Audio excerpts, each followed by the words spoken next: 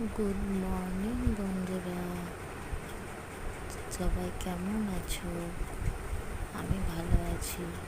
এটা আমার প্রথম ব্লগ, জানি না তোমাদের কেমন লাগবে, তবে ইচ্ছে হলো আমার তোমাদের সঙ্গে আজকে সকালটা ভাগ করে নিতে। দেখো আজকে সকালটা কত সুন্দর। আজ হচ্ছে নববর্ষ, শুভ নববর্ষ 1432 বঙ্গাব্দ।